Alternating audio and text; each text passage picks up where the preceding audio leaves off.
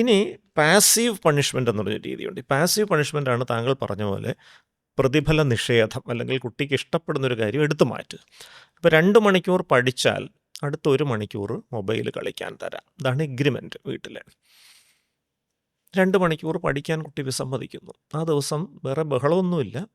ഇന്ന് നീ പഠിച്ചില്ലല്ലോ, അതുകൊണ്ട് നിനക്കിന്ന് മൊബൈലില്ല. അത്ര മതി. സൗണ്ട് ഉയർത്തുക പോലും ചെയ്യണ്ട. അടിവരയിട്ട് പറയേണ്ടത് ആ ഒരു സെൻറ്റൻസ് ആണ്. വേറെ ബഹളമൊന്നുമില്ല, ഇത് കൊടുക്കുന്നില്ല. ഒരു ബഹളവും ഇല്ല, അടിയില്ല, ചീത്തവിളിയില്ല, കൂടുതൽ നീണ്ട പ്രസംഗങ്ങളുമില്ല. Just action. ഉപദേശങ്ങളും ഇല്ല, ഒന്നുമില്ല, ഒറ്റ വരി.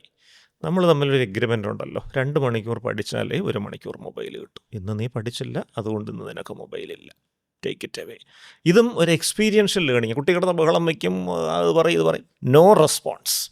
പിന്നെ അതിന് ചർച്ചയേ ഇല്ല, ഒരു പ്രതികരണവും ഇല്ല. പിന്നെ തർക്കിക്കാൻ നിൽക്കരുത്. കാരണം പലപ്പോഴും ഇത്തരം സന്ദർഭങ്ങളിൽ കുട്ടി ഓരോ ന്യായീകരണങ്ങൾ പറയുമ്പോൾ അതിനോട് നിങ്ങൾ തർക്കിക്കാൻ പോകുന്നതനുസരിച്ചിട്ടാണ്.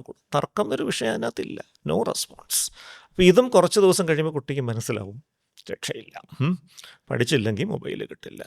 ഹൃദയരാണെന്ന് കുട്ടി തീരുമാനിക്കും. പഠിച്ചേ പറ്റൂ, പഠിച്ച കാര്യം നടക്കുകയും ചെയ്യും. പഠിച്ചാൽ പോരെ. പഠിക്കുക എന്നുള്ള അത്ര വലിയ പ്രയാസമുള്ള കാര്യമില്ല. 2 മണിക്കൂർ പഠിച്ചാൽ നമ്മൾ ആഗ്രഹിക്കുന്നത് ആ ട്രാക്കിലോട്ട് കുട്ടി വരികയാണ്. ഇപ്പോൾ ഇതാണ് പാസീവ് പണിഷ്മെൻറ്റ്.